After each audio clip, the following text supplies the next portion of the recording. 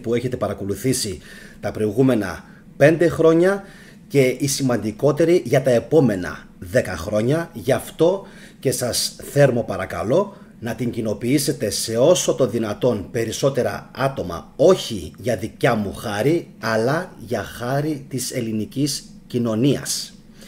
Λοιπόν, τι θα πούμε σήμερα? Θα πούμε 5 πράγματα. Θα σας διαβάσω ένα άρθρο που είχε ανέβει στο Forbes το 2016. Μετά θα σας κάνω μια πάρα πολύ σημαντική ερώτηση πάνω σε αυτό το άρθρο.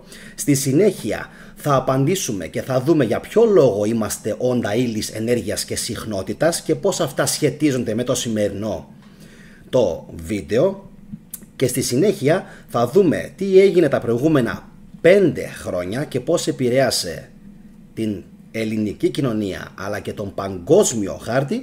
Και φυσικά στο τέλος εννοείται θα σας πω πώς σκοπεύουν οι τεχνοκράτες να εφαρμόσουν παγκοσμίως το χάραγμα. Ένα χάραγμα το οποίο δεν έχει καμία απολύτως σχέση, το έχω πει αυτό εδώ και πάρα πολλές ημέρες, δεν έχει καμία απολύτως σχέση με το χριστιανικό το χάραγμα της Αποκάλυψης του Ιωάννη, που μόνο του Ιωάννη δεν είναι. Όσοι με ξέρετε και έχετε παρακολουθήσει τα βίντεο μου περί χριστιανισμού, ξέρετε και τι απόψεις έχω πάνω σε αυτό το ζήτημα. Όμως, πάνω στο θέμα της Αποκάλυψης θα ακολουθήσουν πολλά βιντεάκια στο μέλλον, οπότε κάνετε εσείς την εγγραφούλα σας, χτυπήστε φυσικά το καμπανάκι για να παίρνετε ειδοποιήσεις και φυσικά κάντε like στη σημερινή εκπομπή και όπως σας είπα και πριν, κοινοποιήστε την, γιατί επαναλαμβάνω είναι, χωρίς εγωισμούς το λέω αυτό και αλαζονίες, είναι η σημαντικότερη εκπομπή για το τι έγινε τα προηγούμενα 5 χρόνια και για το τι μέλη γενέστε για τα επόμενα 10 ίσως και 20 χρόνια και θα καταλάβετε αμέσως τι ακριβώς εννοώ. Ξεκινάμε. Καλώς ήλθατε στο έτος 2030. Καλώς ήλθατε στην πόλη μου ή, να το πω καλύτερα, στην πόλη μας. Δεν κατέχω τίποτα. Δεν έχω σπίτι, δεν έχω καμία συσκευή ή ρούχα. Ό,τι θεωρούσαμε ως προϊόν έχει γίνει πλέον υπηρεσία. Στην πόλη μας δεν πληρώνουμε ενίκιο γιατί κάποιος άλλος χρησιμοποιεί τον ελεύθερο χώρο μας, οπότε εμείς δεν τον χρειαζόμαστε. Το σαλόνι μου χρησιμοποιείται για επαγγελματικές συναντήσεις όταν δεν είμαι εγώ εκεί και απουσιάζω. Μία στο τόσο εκνευρίζομαι για το γεγονός ότι δεν έχω πραγματική ιδιωτικότητα. Πουθενά δεν μπορώ να πάω και να μην είμαι εγγεγραμμένος. Ξέρω ότι κάπου καταγράφονται όλα όσα σκέφτομαι και ονειρεύομαι. Ελπίζω μόνο ότι κανείς δεν θα το χρησιμοποιήσει εναντίον μου. Συνολικά είναι μια καλή ζωή. Αυτό που σας διάβασα δεν είναι φυσικά δικό μου, ούτε είναι κάτι το οποίο το συμμερίζομαι. Τι είναι όμως αυτό, ξέρετε? Είναι άρθρο το οποίο γράφτηκε από την Ida Auken για το Forbes, το γνωστό περιοδικό.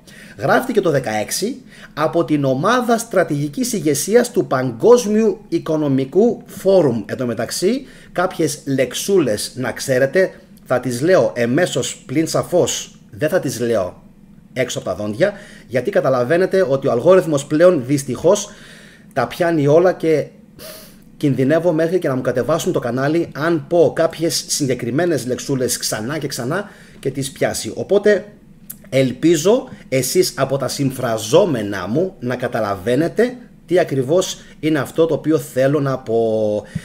Αυτό λοιπόν το άρθρο της Ida Auken τι μας λέει? Ότι τα επόμενα χρόνια, και δεν το γράφει με τυχαία, έτσι, επαναλαμβάνω, το γράφει για την ομάδα στρατηγικής ηγεσίας του Παγκόσμιου Οικονομικού Φόρουμ και αναφέρεται για το 2030. Που σημαίνει τι?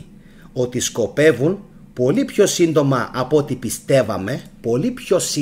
πιστεύαμε, να κάνουν τι? Να αφαιρέσουν τις ιδιωτικές περιουσίες των ανθρώπων. Ένα αυτό. Και ένα δεύτερο, το οποίο μου το έστειλε μια φίλη μου αεροσυνοδός, η οποία ταξιδεύει συνεχώς, μου είπε ότι ένας άλλος φίλος της, ο οποίος πετάει συνεχώς προς Κίνα, ενώ η ίδια προς Αμερική, την ενημέρωσε ότι στην Κίνα δεν μπορείς να πας πουθενά πλέον. Όταν λέω πουθενά εννοώ κυριολεκτικά πουθενά, χωρίς να είσαι εγγεγραμμένος. Δεν γίνεται.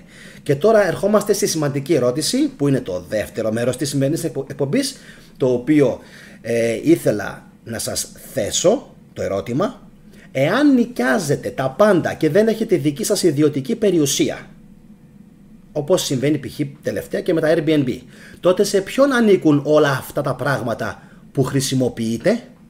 Φυσικά στην τεχνοκρατική ελίτ, η οποία κατέχει όλους τους ενεργειακούς πόρους, μας ενημερώνει ο Τζόζεφ Μερκόλα. Τον ξέρετε, ένας από τους πιο κυνηγημένους εναλλακτικούς γιατρούς της Αμερικής. Όπως λοιπόν γίνεται αντιληπτό, το γεγονός ότι δεν θα έχουμε δικιά μας περιουσία θα σημαίνει ότι αυτή η περιουσία και αυτές οι υπηρεσίες θα ανήκουν οπωσδήποτε σε κάποιους άλλους. Αυτοί οι άλλοι λοιπόν είναι αυτοί οι οποίοι θέλουν να έχουν το πάνω χέρι της εξουσίας. Γιατί? Τους λείπει εξουσία? Τους λείπει μήπως το χρήμα? Όχι, δεν τους λείπει τίποτα από όλα αυτά. Κι όμως έχουν αυτήν την τάση να συλλέγουν συνεχώς περισσότερες εξουσίες σε λιγότερα χέρια οι ολιγάρχες, και θα το δούμε σε λίγο. Τώρα, κρατηθείτε με αυτό που θα σας πω, κρατηθείτε, γιατί αυτοί οι παγκόσμιοι ολιγάρχες έχουν επηρεαστεί από την αποκάλυψη του Ιωάννη. Και αυτό δεν το λέω τυχαία, θα καταλάβετε αμέσως τι εννοώ. Είναι τόσο πορωμένοι στο να δικαιώσουν αυτήν την προφητεία, ενώ για μένα αυτή η προφητεία αφορούσε εκείνη την εποχή και φυσικά δεν επαληθεύτηκε ποτέ και ούτε πρόκειται, γιατί έλεγε θα έρθω σύντομα, δεν ήρθε ποτέ φυσικά. Λοιπόν, εν τούτης, αυτοί οι άνθρωποι, επειδή ανήκουν σε αυτήν την θρησκεία, ειδικά στην Αμερική, προσπαθούν με νύχια και με δόντια να την κάνουν πράξη, και θα το καταλάβετε αμέσως. Γιατί? Θυμάστε που σας έλεγα πριν από λίγο για τους λεγόμενους ενεργειακούς πόρους? Μια τέτοια μορφή ενεργειακού πόρου μας ενημερώνει πάλι ο Μερκόλα, που προφανώς σκοπεύουν να συλλέξουν οι σύγχρονοι τεχνοκράτες. Κρατήστε την αναπνοή σας. Είναι το ανθρώπινο σώμα. Καλά ακούσατε, το ανθρώπινο σώμα. Ως ένα μόνο παράδειγμα, το διεθνές δίπλωμα ευρεσιτεχνίας της Microsoft. Σε ποιον ανήκει η Microsoft? Ωραία, πάμε παρακάτω. Δείτε λίγο τι κωδικό έχει. Με τον κωδικό WO κάθετος slash δηλαδή 2020 slash 060606, όλος τυχαίος δηλαδή, παιδιά είναι απίστευτο, όλος τυχαίος, το δίπλωμα ευρεσιτεχνίας της Microsoft που ανήκει σε κάποιον πήρε τον κωδικό WO 2020 060606. Πόσο τυχαίο μπορεί να θεωρηθεί αυτό το γεγονός? Προσωπική μου γνώμη φυσικά καθόλου, μιας και αυτοί οι άνθρωποι, επαναλαμβάνω, είναι επηρεασμένοι από αυτά τα κείμενα, τα οποία εγώ προσωπικά τα έχω απορρίψει και με τα επιχειρήματά μου καταρρίψει άπειρες φορές στην συγκεκριμένη λίστα αναπαραγωγής που έχω στο κανάλι μου για το χριστιανισμό, την οποία πρέπει οπωσδήποτε να την παρακολουθήσετε όλοι όσοι θέλετε να ξυπνήσετε και να αφυπνιστείτε από τον ύπνο που μας έχουν ρίξει. Λοιπόν, τώρα, αυτό το δίπλωμα ευρεσιτεχνίας της Microsoft τι κάνει, ξέρετε? Περιγράφει ένα σύστημα κρυπτονομισμάτων που θα χρησιμοποιεί δεδομένα σωματικής δραστηριότητας. Δεδομένα σωματικής δραστηριότητας. Αυτό το δίπλωμα ευρεσιτεχνίας θα μετατρέψει ουσιαστικά τους ανθρώπους σε τι? Σε ρομπότ. Οι άνθρωποι ουσιαστικά θα κατέβουν στο επίπεδο των αλόγιστων drones που θα περνούν τις μέρες τους εκτελώντας εργασίες που παρέχονται αυτόματα, όπως για παράδειγμα μια εφαρμογή για κινητά τηλέφωνα με αντάλλαγμα ένα βραβείο κρυπτονομισμάτων. Αυτή θα είναι δηλαδή η αμοιβή μας. Βραβείο κρυπτονομισμάτων, ή τουλάχιστον αυτό οραματίζεται να κάνει στο σχετικά κοντινό μέλλον η Microsoft. Λοιπόν, θα ήθελα πάρα πολύ να δω τι έχετε να γράψετε πάνω σε αυτά που σας διάβασα μόλις τώρα, φυσικά πόσο τυχαία τα θεωρείτε και φυσικά πόσο κατευθυνόμενα είναι και από πού είναι. Τώρα θα σας διαβάσω κάτι το οποίο είναι ίσως η πρώτη φορά που θα παίξει στην Ελλάδα. Δεν νομίζω να το έχετε δει κάπου αλλού και θα πάθετε όλοι σοκ. Σας είπα λίγο πιο πριν ότι είμαστε όντα ύλης, ενέργειας και συχνότητας. Σωστά. Όντα ύλης, ενέργειας και συχνότητας. Και επηρεαζόμαστε από τις συχνότητες. Αυτή τη στιγμή που κάνω εγώ τώρα το live stream, επηρεάζομαι και από το Wi-Fi και από το ψυγείο και από ένα σωρό άλλα πράγματα τα οποία εκπέμπουν τι? Ηλεκτρομαγνητισμό τριγύρω μου. Σωστά μέχρι εδώ? Λοιπόν, πάμε παρακάτω. Όπως όλα τα πράγματα στον κόσμο μας, το σώμα μας και κάθε όργανο και ιστός, κρατηθείτε, έχουν την δική τους ξεχωριστή συχνότητα. Όταν τελειώσω αυτήν την ενότητα, θα πείτε τι είπες τώρα, είναι δυνατόν να έχουν γίνει όλα αυτά τα πράγματα τα προηγούμενα 5 χρόνια? Επειδή δυστυχώς δεν μπορώ κάποιες λεξούλες να τις πω, θα πρέπει να βάλετε το μυαλό σας λίγο παραπάνω, δυστυχώς, να δουλέψει για να καταλάβετε πού το πηγαίνω και τι θέλω να μεταφέρω. Πιστεύω, εξυπνήστε, θα το καταλάβετε. Πάμε. Ο αείμνηστος Bruce Tainio της Tainio Technologies, ενός ανεξάρτητου τμήματος του Eastern State University της Washington, κατασκεύασε την πρώτη συσκευή παρακολούθησης συχνοτήτων στον κόσμο και χρησιμοποιώντας την, κρατηθείτε, προσδιορίσε ότι η μέση συχνότητα του ανθρώπινου σώματος κατά τη διάρκεια της ημέρας είναι 62 έως 68 Hz. Όταν η συχνότητα πέσει στα 58 Hz, εμφανίζονται συμπτώματα γρίπης και κρυολογήματος. Όταν η συχνότητα πέσει στα 55 Hz, έχουμε διαταραχές όπως η κάντιτα. Στα 52 Hz διαπιστώθηκε ότι είχαμε ξέσπασμα Epstein-Barr και στα 42 Hz είχαμε εκδήλωση καρκίνου. Τώρα, δεν χρειάζεται να σας πω ότι θα πρέπει να πέσει το μάτι σας οπωσδήποτε εκεί που γράφει στα 58 Hz εμφανίζονται συμπτώματα γρίπης και κρυολογήματος. Γρίπης και κρυολογήματος στα 58 Hz. Και επειδή ξέρετε ότι δεν μπορώ, όπως σας είπα και πριν, κάποια πράγματα να τα πω, κάποιες λεξούλες, γιατί θα με τιμωρήσει κατευθείαν το YouTube και ο αλγόριθμος, καταλαβαίνετε ότι τα προηγούμενα 4 χρόνια υπάρχει πολύ μεγάλο ενδεχόμενο κάποιοι, θα προσπαθήσω να τα πω αργά, κατανοητά και έμεσα, κάποιοι προσπάθησαν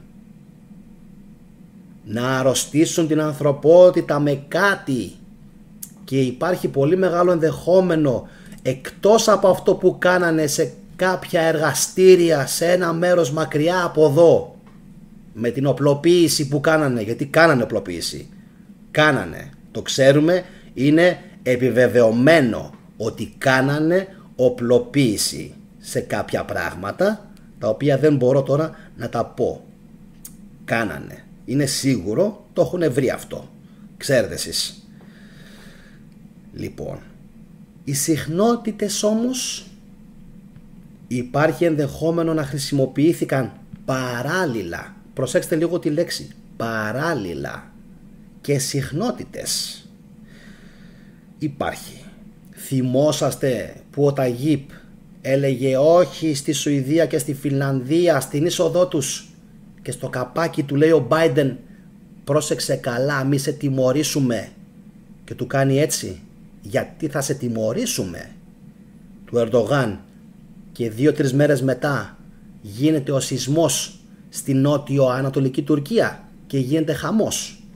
Μπράβο. Όσοι δεν έχετε δει το βίντεό μου για το HARP και τον σεισμό στην Τουρκία, να το παρακολουθήσετε πάρα πολύ αργά, κρατώντας σημειώσεις, όπως και το σημερινό.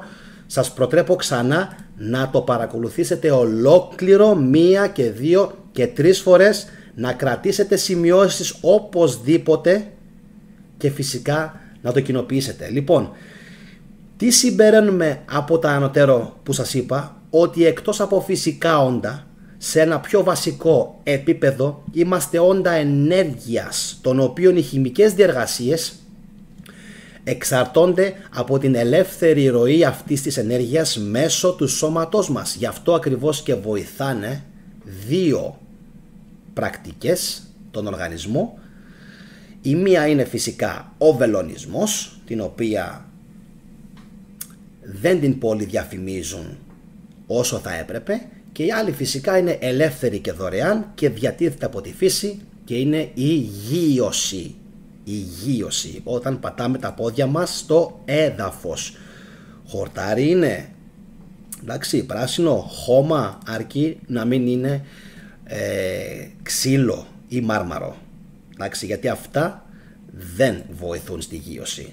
Οτιδήποτε άλλο είναι φυσικό, όπως και η αμμουδιά φυσικά και η θάλασσα ακόμα, εννοείται, όλα αυτά είναι στοιχεία που γιώνουν και επαναφέρουν τα ηλεκτρικά κυκλώματα του οργανισμού μας και καταπολεμούν τις φλεγμονές. Όλα αυτά είναι φυσικά πράγματα τα οποία μας τα κρύβουν. Λοιπόν, τελειώσαμε και με την τρίτη ενότητα, πάμε στην τέταρτη και προχωράμε προς την πέμπτη, που είναι το πώς θα εφαρμόσουν αυτήν την πρακτική, γιατί ακόμα δεν έχω φτάσει εκεί που ήθελα, παιδιά, να φτάσω. Πάμε να προχωρήσουμε εκεί που θέλω να σας πάω. Πριν όμως φτάσουμε στο χάραγμα, θα δούμε λίγο τι έγινε τα προηγούμενα 4-5 χρόνια, για να βγάλετε όλοι σας μόνοι σας τα συμπεράσματά σας. Ακούστε, παιδιά, να πάθετε πλάκα.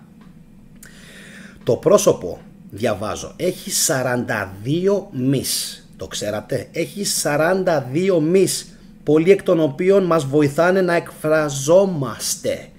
Τι κάνει λοιπόν η μάσκα όταν την φοράμε? Κρύβει σχεδόν το σύνολο του προσώπου, αλλά και της έκφρασης του ανθρώπου, και φυσικά κλείνει και το στόμα. Ξέρετε, μπορεί να μιλάς, αλλά το στόμα σου, μεταφορικά μιλώντας, είναι κλειστό. Στο έχουν ράψει, στο έχουν κλείσει. Κρατήστε το αυτό. 1. Δεύτερον, είχαμε την μείωση ελευθερίας λόγου. Ξεχάστε ό,τι ξέρατε, αρχαία αγορά Αθηνών, όπου έβγαινε ο καθένας και μπορούσε ελεύθερα να πάρει βήμα και να πει την γνώμη του, τουλάχιστον εφόσον δεν έλεγε αρλούμπες και σαχλαμάρες. Τρίτο, συγκέντρωση υπερ-εξουσιών σε ολιγάρχες. Ψέματα είναι? Όχι, αλήθεια είναι. Τέταρτο, πρόσφατες δηλώσεις του ΠΟΗ, πριν από 2 ημέρες μάλιστα, για επόμενο κύμα. Δεν μπορώ δυστυχώς να πω τη λέξη. Ξέρετε όμως εσείς τι εννοώ. Αυτό είναι το νούμερο 4. 5. Ο σκοτεινός ρόλος της κυβέρνησης της ιατραρχίας. Θα σας πω αμέσως τι είναι αυτό. Ελάχιστες φωνές αντιστάθηκαν παρόμοια συμβάντα και παρόμοιες συμπεριφορές είχαμε από γιατρούς του Τρίτου Ράιχ. Τι είναι η κυβέρνηση ιατραρχίας? Ξέρετε, είναι οι γιατροί οι οποίοι έβγαιναν καθημερινά και το έπαιζαν ότι είναι πάνω από τον Θεό. Μη μου πει κανείς ότι δεν το έκαναν, το έκαναν. Εμείς το λέμε και ό,τι λέμε εμείς είναι πάνω από τον νόμο του Θεού, πάνω από τον Μωυσή, πάνω από τον Θεό, πάνω από τους πάντες. Τα λέω σωστά? Ελπίζω να τα λέω σωστά. Πάμε παρακάτω. 6. Κοινωνική αποστασιοποίηση.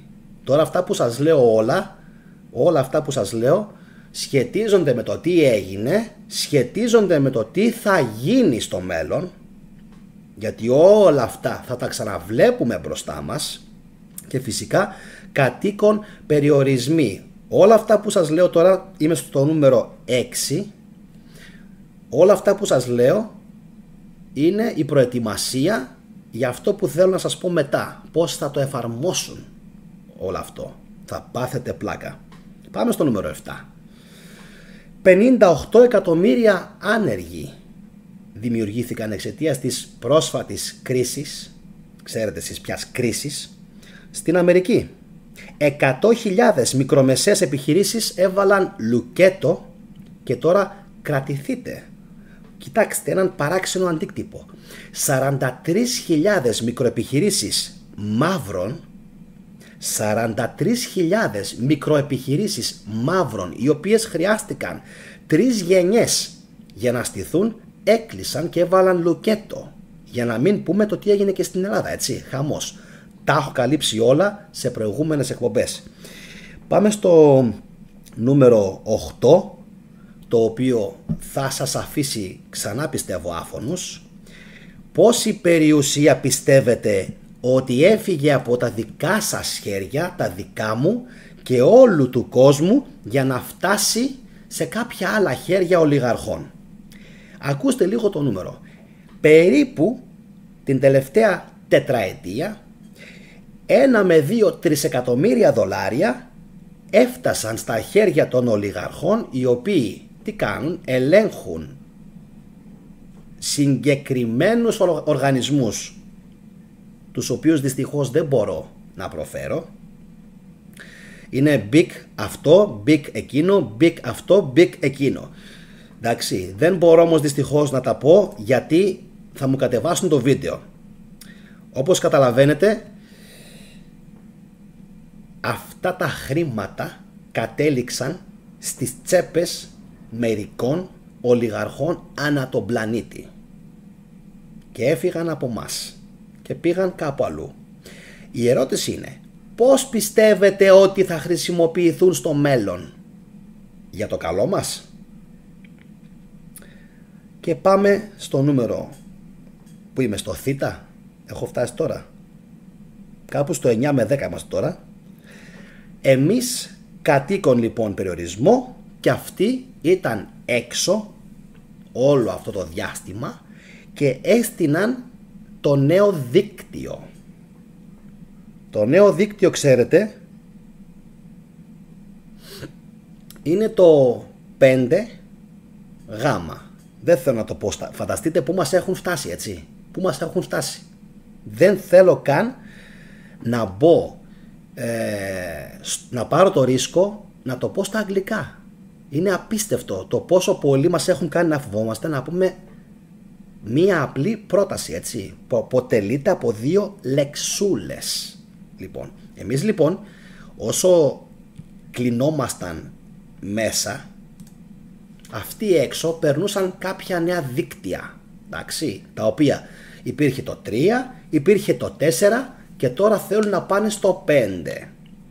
Έρχεται λοιπόν μια μέρα ένας ηλεκτρολόγος στο παλιό μου το σπίτι και μου λέει, στην Ινδία ήδη δοκιμάζουν το 6 και το 7. Στην Ινδία ήδη σε ιδιωτικές εταιρείες, όχι σε δημόσιες, σε ιδιωτικές, το 6 και το 7. Οι Ινδοί ήταν τόσο μπροστά. Λοιπόν, τώρα, έχοντας αναφέρει όλα αυτά, φτάνω στην κορυφή. Και δεν είναι άλλη από το πώς θα εφαρμόσουν το χάραγμα. Το οποίο αυτό το χάραγμα στην ουσία θα είναι ο απόλυτος συγκεντρωτισμός εξουσίας. Αυτό που θα σας πω σήμερα ενδεχομένως να μην σας το έχει πει κάποιος, αλλά είναι κάτι το οποίο ένας άνθρωπος ο οποίος έχει λογική μπορούσε να το καταλάβει, αδερφέ. Μπορούσε να το περιμένει. Ήταν τόσο εύκολο να το μαντέψουμε, αλλά κανείς δεν μπήκε στη διαδικασία να το σκεφτεί. Επειδή όμως αυτές όλες οι εταιρείες είναι πάρα πολύ μπροστά από εμάς, δείτε τι σκαρφίστηκαν και πώς θα προσπαθήσουν να μας κάνουν να το εφαρμόσουμε. Όσοι πιστεύουν ότι έχει σχέση αυτό με το Neuralink του Musk, πλανώνται. Γιατί ο Musk θέλει μόνο να το χρησιμοποιήσει για ασθένειες. Και μάλιστα πριν από λίγες ημέρες ανακοινώθηκε για πρώτη φορά ότι ένας άνθρωπος ο οποίος έπασχε από κάποιες ζημιές στο νευρολογικές και δεν μπορούσε να περπατήσει πρώτη φορά με τη βοήθεια τεχνητής νοημοσύνης, υποστηριζόμενου φυσικά από τον Elon Musk, κατάφερε και περπάτησε. Λοιπόν, δεν σχετίζεται όμως με τον Musk, σχετίζεται με τους άλλους, με κάποιους άλλους, με κάποιες εταιρείες, και θα σας αποκαλύψω τώρα τι σκοπεύουν να κάνουν. Δώστε βάση, θα σας τα πω αργά, έμεσα και πλάγια όσο μπορώ, για να μην το κατεβάσουν το σημερινό. Λοιπόν, ακούστε προσεκτικά. Ψάχνω να βρω τις λέξεις τώρα για να μην το κατεβάσουν. Την επόμενη φορά και τις επόμενες φορές που θα ξεσπάσει αυτό που ξέσπασε το 19 μέχρι το 22-23, ξέρετε εσείς ποιο ήτανε, θα έρθουν λοιπόν και θα πούν στον κόσμο το εξής. Ακούστε μάγκες, την προηγούμενη φορά θα είναι πιο προετοιμασμένοι. Την προηγούμενη φορά είδαμε ότι πολλοί από εσάς δεν το κάνατε. Είχατε τις ενστάσεις σας, τις διαφωνίες σας και δεν θέλατε. Εμείς, επειδή είμαστε πολύ καλές εταιρείες και σας αγαπάμε και δεν μας νοιάζουν τα λεφτά σας, θέλουμε να είσαστε πάνω απ' όλα υγιείς. Και για τον λόγο αυτόν, επειδή ξέσπασε πρόσφατα, θα μας λένε στο μέλλον, επειδή ξέσπασε πρόσφατα άλλη μια παρόμοια περίπτωση όπως και το 19-23 που έγινε και είχαμε αυτό που όλοι μέναμε στα σπίτια μας, την λεξούλα που δεν μπορώ τώρα να την πω, και τα κλείσανε όλα. Ωραία, πάμε παρακάτω. Δεν θα χρειαστεί να το κάνουμε έτσι. Όχι, μπορεί και να χρειαστεί. Μπορεί και να το εφαρμόσουμε αν δεν υπακούσετε σε αυτό που θα σας πούμε. Τι είναι αυτό λοιπόν που σας προτείνουμε εμείς, οι καλές οι εταιρείες οι οποίες νοιαζόμαστε και αγαπάμε τον άνθρωπο? Ακούστε το. Θα έρθουν λοιπόν και θα σου πούνε το εξής.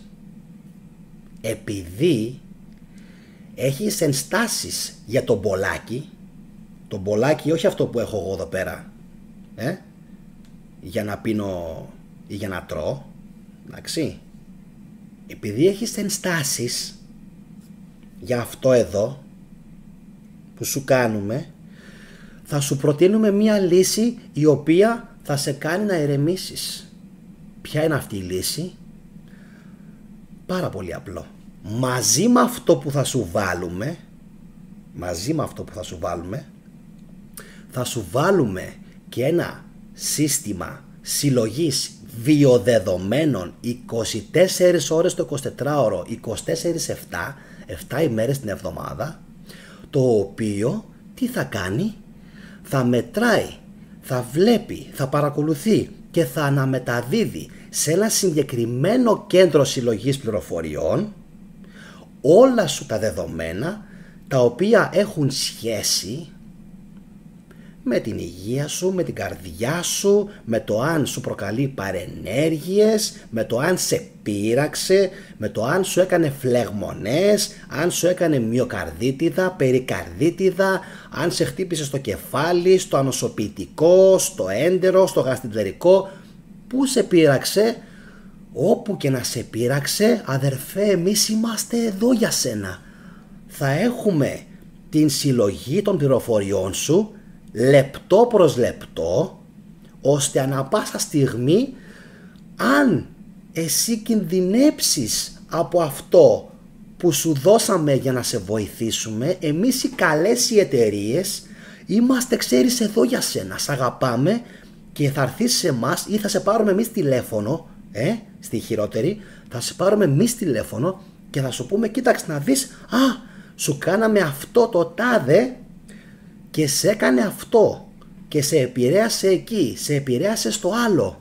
Βλέπεις, είμαστε εδώ για σένα, σ' αγαπάμε, σε στηρίζουμε και θα σε βοηθήσουμε να το ξεπεράσεις, γιατί μάθαμε από τα λάθη μας και την προηγούμενη φορά δεν είχαμε συλλέξει βιομετρικά στοιχεία. Δεν ξέραμε ότι θα παρουσιάζονταν τόσες πολλές περιπτώσεις αθλητών, τι θέλετε, πολιτικών, δημοσιογράφων, γνωστών προσώπων, των social media, οι οποίοι τι θα κάνανε? Δεν ξέραμε ότι θα πέφτανε όλοι κάτω από αυτό. Δεν το περιμέναμε. Δεν το περιμέναμε γιατί για κακή μας τύχη κάναμε επέμβαση σε κάτι που λέγεται ρο-νι αλφα και σχετίζεται με το DNA του ανθρώπου, ρο-νι αλφα, εντάξει, και το πειράξαμε λίγο και το αλλάξαμε. Και δεν περιμέναμε αυτό που σας δώσαμε να επηρεάσει το ρο-νι αλφα τόσο πολύ. Δεν το περιμέναμε. Την επόμενη φορά όμως θα είμαστε πάρα πολύ καλά προετοιμασμένοι γι' αυτό και όσοι θέλετε θα το κάνετε και θα σας εξυπηρετούμε εμείς. Μπορεί να στέλνουμε μέχρι και έναν σταθμό στο σπίτι σας για να σας παρέχουμε οτιδήποτε χρειάζεστε για να μειωθούν οι παρενέργειες από το δεδομένο από το συγκεκριμένο σκεύασμα το οποίο σας χορηγήσαμε, και κάπως έτσι θα προσπαθήσουν να το πασάρουν τα επόμενα χρόνια. Όλα αυτά, να ξέρετε, είναι ενέργειες ολοκληρωτισμού. Έτσι λέγονται. Ενέργειες ολοκληρωτισμού. Δηλαδή τι? Συγκεντρωτισμού της εξουσίας σε όλο και λιγότερα άτομα. Γιατί αυτοί οι άνθρωποι, πιστέψτε με, έχουν λύσει το πρόβλημα της ζωής τους, το οικονομικό τους, και δεν τους νοιάζουν αυτά τα πράγματα που αφορούν εμάς, όλους τους απλούς ανθρώπους. Το καταλάβατε αυτό? Τα έχουν λύσει όλα αυτά. Και θα ήθελα πάνω σε όλα όσα σας ανέφερα μέχρι στιγμής να μου γράψετε μετά κάτω στα σχόλια τι πιστεύετε. Νομίζω ότι ο Μερκόλα είναι από τους λίγους, μαζί με τον Κέννεντι, αυτούς τους Κέννεντι μεταξύ τους έχουν αφανίσει όλους, μαζί με τον Κέννεντι είναι από τους ελάχιστους, ο οποίος τους έχει ξεμπροστιάσει και προσπάθησαν με νύχια και με δόντια να τον παρουσιάσουν ως απατεώνα. Μέχρι και στην Wiki, δεν τη λέω ολόκληρη τη λέξη, μέχρι και στην Wiki έχουν γράψει για τον Μερκόλα ότι είναι εναλλακτικός και ψιλοαπατεώνας. Δεν τα λέει καλά, γιατί δεν πηγαίνει με το σύστημα, και όταν δεν πηγαίνεις με το σύστημα καταλαβαίνετε όλοι τι θα σε κάνουν.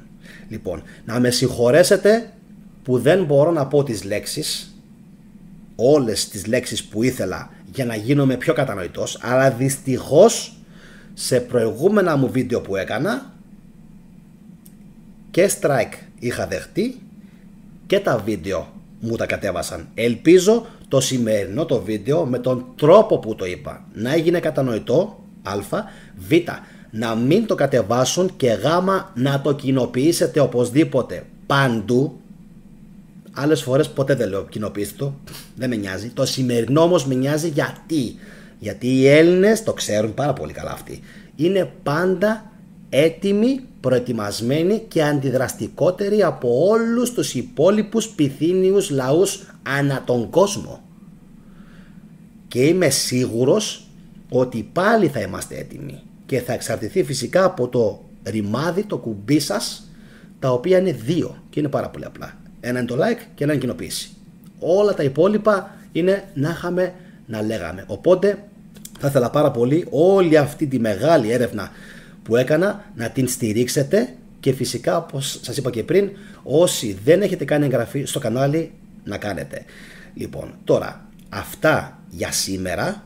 Αύριο το βράδυ, πάλι την ίδια ώρα, θα έχουμε μια εκπομπή. Εσείς όπως πάντα συνεχίστε να παρακολουθείτε βίντεο στο κανάλι της θετικής ντοπαμίνης. Τα σέβη μου, να είστε όλοι καλά. Ευχαριστώ πάρα πολύ όσους πήραν μέρος στην ζωντανή συζήτηση. Εύχομαι σε όλους ένα όμορφο βράδυ και καλή συνέχεια και φυσικά να παραμείνετε όλοι σε εγρήγορση και αφυπνισμένοι. Τα σέβη μου. Αυτά από μένα. Καλό βράδυ από την όμορφη Θεσσαλονίκη. Καληνύχτα.